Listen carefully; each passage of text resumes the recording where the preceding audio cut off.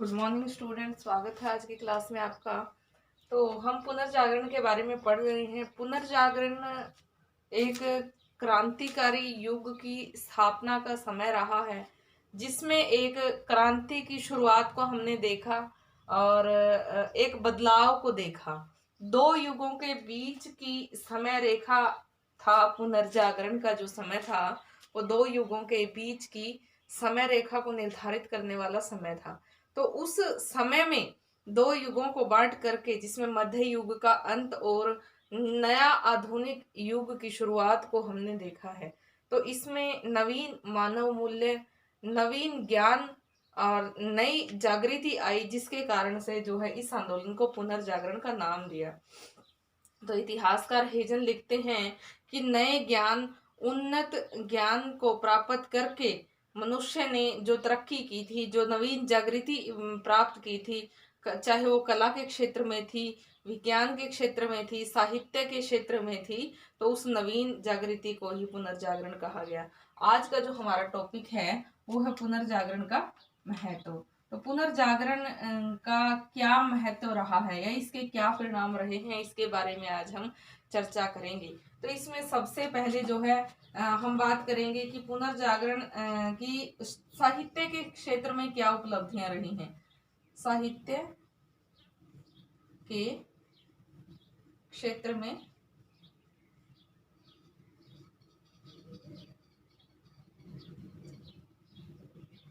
साहित्य के क्षेत्र में जो है क्या उपलब्धियां रही हैं। तो साहित्य के क्षेत्र में जो है सबसे पहले हम बात करेंगे कि बोलचाल के क्षेत्र में क्या उसका योगदान रहा है। बोलचाल की भाषाओं का विकास।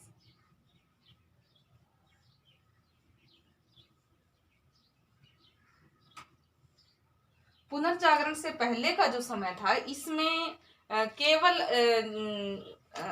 उस समय के लोग जो है लैटिन और यूनानी भाषाओं को ही जानते थे, और उस समय के विद्वान लैटिन और यूनानी भाषाओं के अतिरिक्त जो आम बोलचाल की भाषा थी, जो आम लोगों के बोलचाल की भाषा से वो उसमें साहित्य सृजन करना, उससे वो घृणा सी मानते थे, घृणा तुल्य जो है कृत्य समझते थे, तो उसको वो हीन मानते थे और उसमें जो है वो साहित्य सृजन नहीं होता था।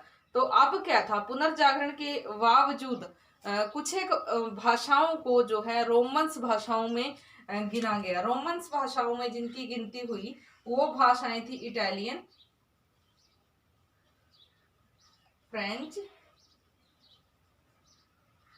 स्पेनिश और पुर्तगाली।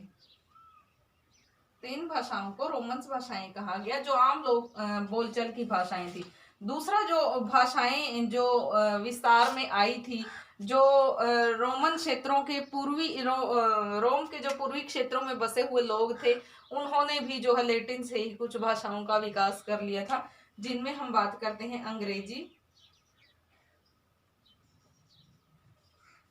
German, Norwegian, Dutch, Swedish. तो इस प्रकार से ये जर्मनिक भाषाएं कहलाई, और इन्हीं भाषाओं को आगे, इन्हीं जो भाषाएं थी इनको आगे देसी भाषा का दर्जा दिया गया। इन देसी भाषाओं में आगे साहित्य का सृजन किया गया, जिससे आम लोगों के जो बोलचाल की भाषा थी उसमें ही साहित्य सृजन होने से आम लोगों ने साहित्य का अध्ययन किया और उनको जो है ज्ञान प्राप्त हुआ। उस ज्ञान प्राप्त होने के कारण जो है उनमें जागृति आई। तो इस प्रकार से अब आम बोलचाल की भाषाओं में साहित्य सृजन करने में विद्वानों को कोई शर्म नहीं आ रही थी, और विभिन्न विद्वानों ने आम बोलचाल की भाषाओं में ही साहित्य सृजन किया, ना कि केवल लैटिन और यूनानी में। तो इस प्रकार से आम बोलचाल की भाषाओं का विकास हुआ, उनमें साहित्य सृजन हुआ। आम जो जनता थी जिनकी बोलचाल की भाषा में ही साहित्य उनको पढ़ने को मिला, तो यहाँ से बोलचाल की भाषाओं का विकास हुआ। तो साहित्य के क्षेत्र में ये मुख्य उपलब्धि कही जा सकती है। दूसरी जो उपलब्धि थी, इटली का साहित्य।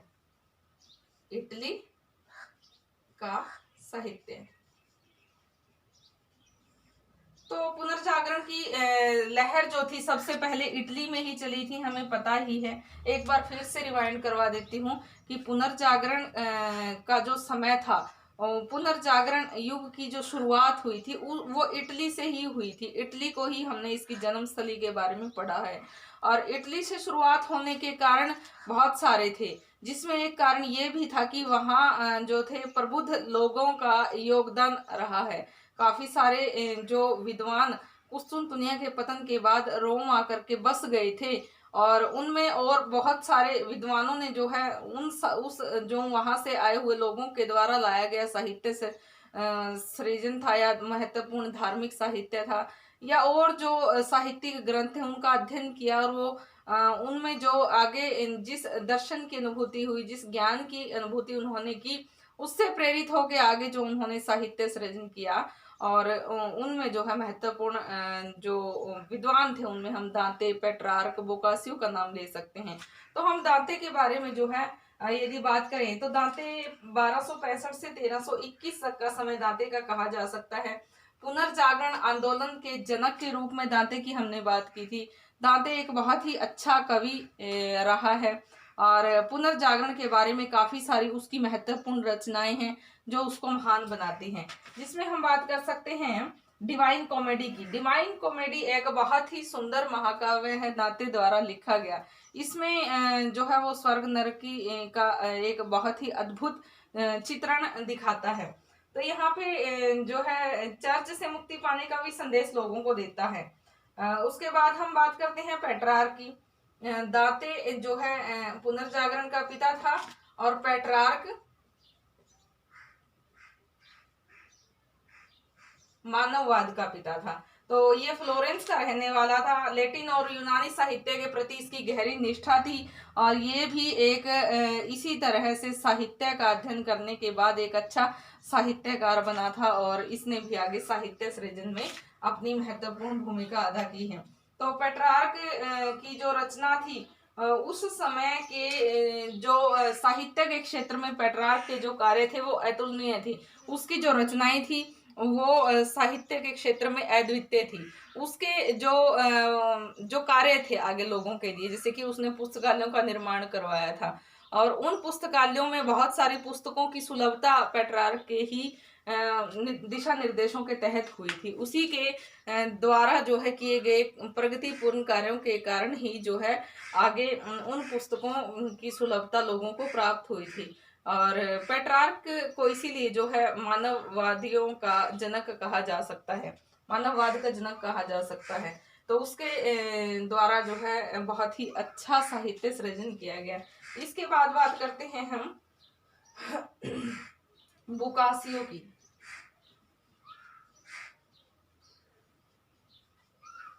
बोकासियो एक कहानीकार था। इसकी जो मुख्य रचना थी डेकामेरा, और इस जो रचना थी 10 दिन भी इसका नाम है, 10 दिन विश्व की एक महान रचना कही जा सकती है। इसमें 100 कहानियों का संग्रह है। बोकासियो एक अच्छा कहानीकार था। उस समय की सामंतवादी प्रथा, मध्यकालीन यूरोप का जो समय था उसके बारे में इसमें काफी अच्छा जो है कहानी के रूप में इसने चित्रण किया है अपने समय का, उस युग का, और फिर पुनर्जागरण की शुरुआत की। तो इटली के साहित्यकारों का मुख्य योगदान रहा है। साहित्य के क्षेत्र में उन्होंने मुख्य उपलब्धियां हासिल की है, और लोगों के लिए अध्ययन के विषय रहे हैं जो वो मुख्यतः दांते, पेट्रार्क और बोकासियो के द्वारा रचित साहित्य रहा है। तो अब जो है बात करते हैं हम फ्रांस के साहित्य की। फ्रांस का साहित्य, इटली के अतिरिक्त फ्रांस के साहित्यकारों का भी मुख्य योगदान रहा है साहित्य सृजन में, और उन्होंने भी जो है ऐसे साहित्य का निर्माण किया है जिससे आगे लोगों ने अध्ययनरत होकर के अपने जीवन में जागृति लाई है, जीवन को सुधारा है। तो फ्रांस के साहित्यकारों ने भी लोक भाषा में साहित्य सृजन किया है, जिसमें हम जो है नाम ले सकते हैं फाइसर्ट का। फाइसर्ट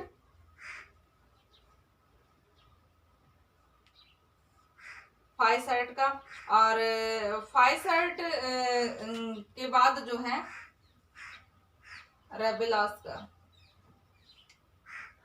बिलो का, मार्टेन का। इनकी जो प्रमुख रचनाएं थी उनमें उन्होंने जो है गद्य और पद्य दोनों ही विधाओं में अपनी रचनाओं को लोगों के सामने प्रस्तुत किया, और लोगों ने इनकी रचनाओं को गद्य और पद्य में पढ़ा और जो है आगे नव जागृति लाई। तो बिलो एक प्रसिद्ध कवि थे। बिलो जो है एक कवि थे और इन्होंने बहुत ही महत्वपूर्ण कविताओं की रचना की है।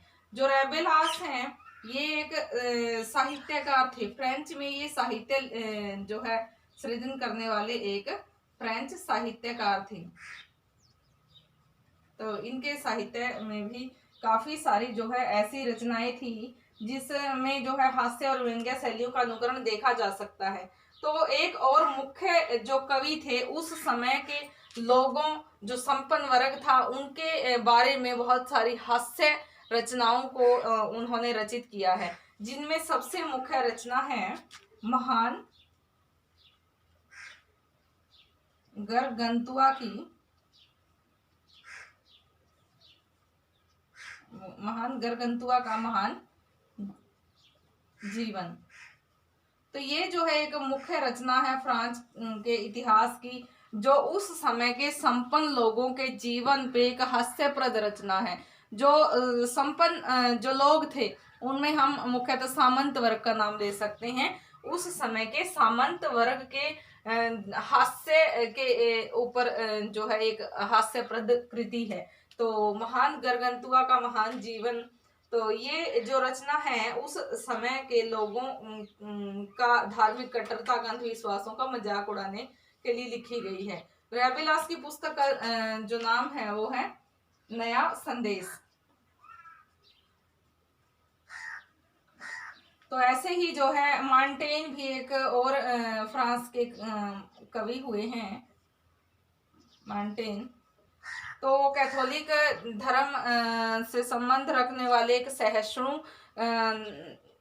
कवि कहे जा सकते हैं, जिन्होंने अपनी रचना में चर्च के जो अंधविश्वासपूर्ण कृतियां हैं, जो चर्च के जो विलासी जीवन है, उनके बारे में फ्रांसीसी लोगों की जागृति के लिए साहित्य सृजन किया है। तो इस प्रकार से फ्रांस के साहित्यकार फ्राइसट, रेबेलास, बिलो, मार्टेन, इन कवियों ने, इन साहित्यकारों ने मध्यकालीन की जो बर्बर स्थिति थी उसका वर्णन किया है। जो धार्मिक जो धर्मात्मा थे, धर्माचार्य थे, उनके ऊपर जो है करारा प्रहार किया है और लोगों को चेताया है, जगाया है। तो इस प्रकार से लोगों में उनके साहित्य को अध्ययन करने के बाद जागृति आई है। आगे हम बात करते हैं इंग्लैंड के साहित्य की। इंग्लैंड का साहित्य, तो इंग्लैंड का साहित्य भी जो है महान साहित्य रहा है, पुनर्जागरण से प्रभावित साहित्य रहा है। जैसे कि हमने बात की थी अभी कुछ एक भाषाओं की, पहले क्या था, लैटिन और यूनानी में ही साहित्य सृजन होता था। विद्वान लोग ये जो है मानना स्वीकार नहीं कर रहे थे कि लोक भाषा में भी साहित्य सृजन हो सकता है। वो यही मान रहे थे कि केवल लैटिन और यूनानी भाषाएं ही मुख्य भाषाएं हैं, इनमें ही साहित्य सृजन हो सकता है, और आम जनता की समझ से वो परे होता था। तो यहाँ पे अब जो है अंग्रेजी को, जैसे कि हमने जो जर्मन भाषाओं में गिना है कि जो लोक भाषा थी उसमें साहित्य सृजन हुआ, और उसमें जो मुख्य अंग्रेजी जो कवि रहे हैं, अंग्रेजी जो साहित्यकार रहे हैं, अंग्रेजी जो जिन्होंने महाकाव्यों की रचना की है, जिनमें हम विलियम शेक्सपियर का नाम ले सकते हैं। और विलियम शेक्सपियर कितने महान साहित्यकार रहे हैं वो आपको बताने की जरूरत भी नहीं है, क्योंकि उनके द्वारा रचित साहित्य को विभिन्न भाषाओं में अनुवाद करके विभिन्न तरह से अनुवाद किया जा चुका है, ताकि सभी लोग जो है उनके द्वारा रचित जो साहित्य है उसका अध्ययन कर सकें। तो इसमें जो है इंग्लिश साहित्यकारों में चौसर का हम नाम ले सकते हैं। सबसे पहले चौसर को जो है अंग्रेजी साहित्य का जन्मदाता माना जा सकता है, पिता माना जा सकता है। अंग्रेजी काव्य का जो है पिता है चौसर, और अंग्रेजी भाषा में कविता सृजन का काम जो है चौसर के बाद शुरू हुआ। और अंग्रेजी पिता का जो है अंग्रेजी काव्य के पिता का दर्जा इनको मिला है। कैंटरबरी टेल्स इनकी सबसे प्रमुख रचना है। कैंटरबरी टेल्स इनकी मुख्य कृति है। और इसके बाद जो है जॉन कॉलेट का हम नाम ले सकते हैं। जॉन कॉलेट एक बहुत ही अच्छे विद्वान थे और पुनर्जागरण के लिए उनके जो सहयोग है उसको हम नकार नहीं सकते। जॉन कॉलेट ने जो है सेंट पॉल कैथेड्रल का वो डीन रहे हैं और उन्होंने काफी अच्छा साहित्य सृजन किया है। टॉमस मूर का हम नाम ले सकते हैं।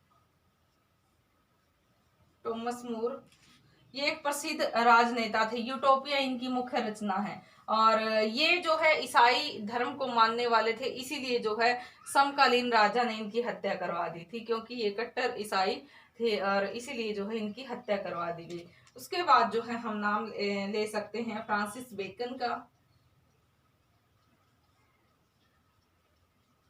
फ्रांसिस बेकन भी अंग्रेजी साहित्यकार रहे हैं और फेरी कवीन इनकी मुख्य रचना रही है। और ये जो है एक वकील, दरबारी अधिकारी और लेखक रहे हैं। इन्होंने काफी सारे निबंधों की रचना की है, कहानियों की रचना की है। तो इस प्रकार से बहुत सारी महत्वपूर्ण कृतियां फ्रांसिस बेकन की हैं। और अब हम बात करते हैं विलियम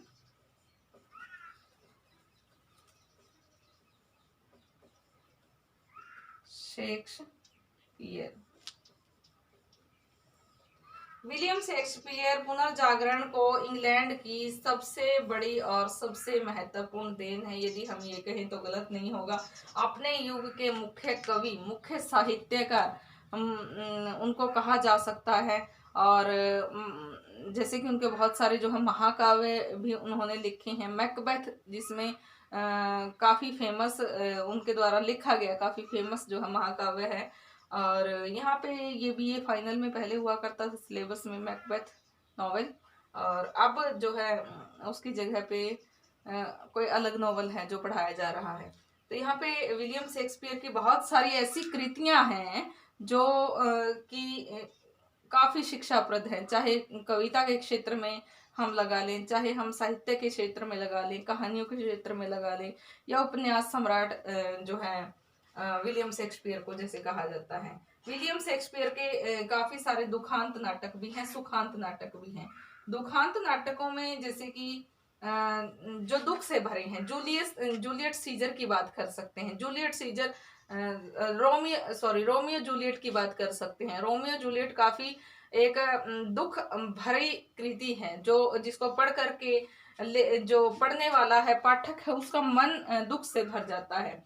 और इसके जूलियट सीजर के रोमियो जूलियट के अतिरिक्त ओथेलियो और मैकबेथ भी जो है, हैमलेट, मैकबेथ, ये इसके दुखांत नाटकों में है। आगे इसके सुखांत नाटकों की बात करें, द मेरी voice of Windsor, twelfth night, the Tempest, ये जो है इसके सुखांत नाटक हैं। ऐतिहासिक नाटकों में यदि हम बात करें, ऐतिहासिक परिदृश्यों को दर्शाने वाले जो उसकी मुख्य कृतियां हैं, वो उसके ऐतिहासिक नाटक के रूप में जो उन्होंने लिखे हैं वो है हेनरी चतुर्थ, रिचर्ड द्वितीय और जूलियस सीजर। ये उसके ऐतिहासिक जो प्रमुख कृतियां हैं, ऐतिहासिक नाटक हैं। तो इसमें उसने सभी मानव की जो दुर्बलताएं हैं, गुण हैं, उनका चित्रण किया है। मैकबेथ को यदि हम पढ़ें तो उसमें पढ़ने से हमें पता चलता है कि मनुष्य चाहे उसमें कितनी भी बुराइयां हों, उसमें कोई ना कोई अच्छाई जरूर होती है। ये एक दुखांत नाटक है और विलियम शेक्सपियर द्वारा लिखा गया एक प्रसिद्ध जो है नॉवल है। तो आगे जो है एक दुखांत नाटक में रोमियो जूलियट के बारे में यदि हम बात करें तो उसमें प्रेमी लोगों की समस्याओं को दर्शाया गया है। जूलियस सीजर है जो वो राजनीतिज्ञों के बारे में बात करता है। इसके अतिरिक्त जो है विलियम शेक्सपियर के अतिरिक्त एक और कवि है मिल्टन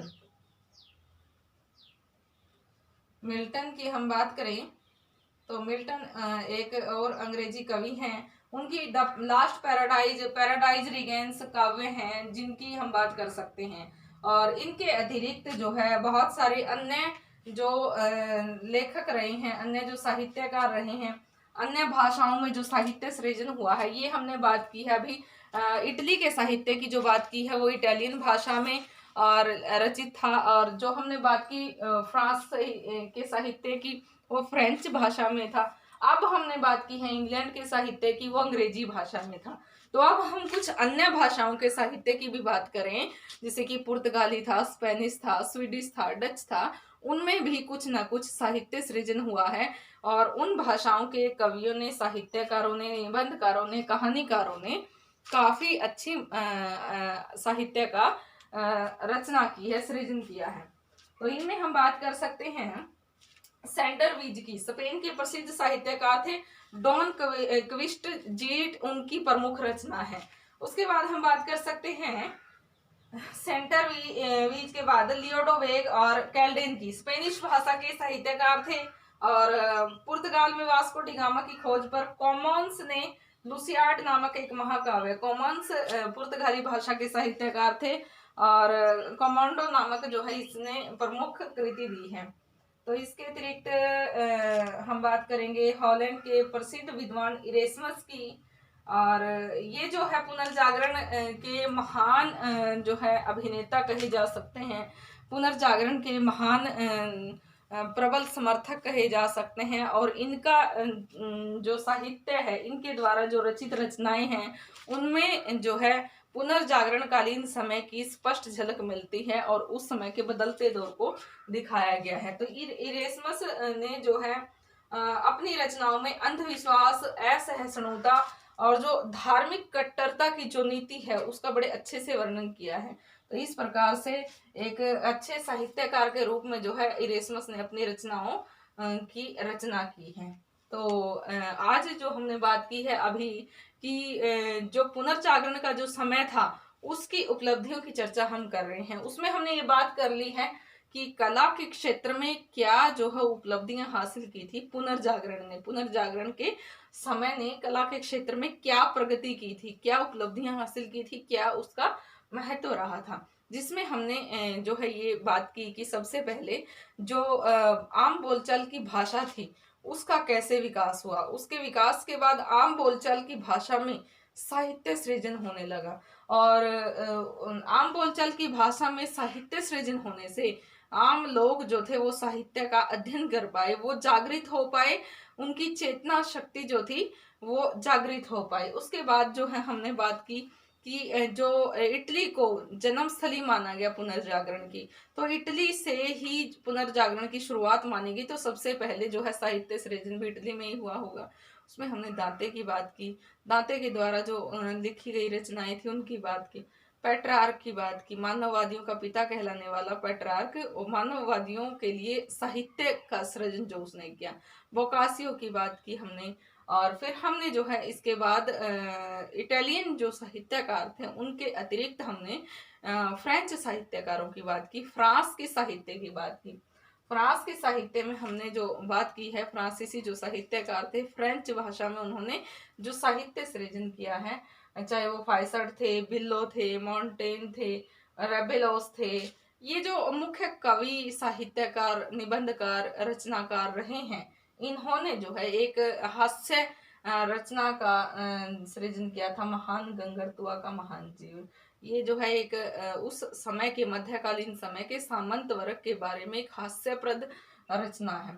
और इसके बाद जो है फ्रेंच साहित्य में मोंटेन का भी नाम मुख्य है। मोंटेन की रचनाओं के कारण जो है उसको याद किया जाता है।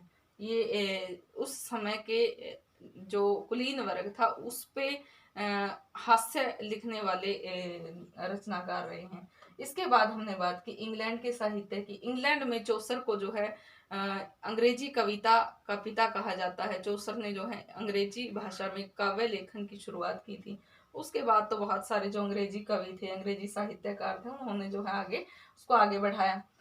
जैसे कि चौसर की मुख्य जो कृति थी कैंटरबरी टेल्स, जिसके कारण जो है चौसर को काफी याद किया जाता है, बहुत ही फेमस कृति है। तो जॉन कॉलेट के बारे में हमने बात की, टॉमस मूर, फ्रांसिस बेकन की हमने बात की, और मिल्टन की बात की, और उपन्यास सम्राट विलियम शेक्सपियर की बात की। विलियम शेक्सपियर के बहुत ही दुखांत सुखांत ऐतिहासिक नाटकों की हमने चर्चा की, कविताओं की चर्चा की। तो इस प्रकार से विभिन्न भाषाओं में, चाहे वो स्पेनिश, जर्मनी और भाषाओं में जो रह गई थी, उनमें भी जो मुख्य साहित्यकार हुए, रचनाकार हुए, हमने उन सब की आज चर्चा की है। तो आज की जो हमारा चर्चा का जो विषय था कि कला के क्षेत्र में क्या प्रगति की पुनर्जागरण के समय ने, तो वो जो है हमने आज अध्ययन कर लिया है, उसको आप अच्छे से अध्ययन करेंगे। उसके बाद हम राजनीति के क्षेत्र में क्या प्रगति हुई, विज्ञान के क्षेत्र में क्या प्रगति की, उसके बारे में जो है आगे के लेक्चर में हम अध्ययन करेंगे। आज के लिए इतना काफी है। Thank you.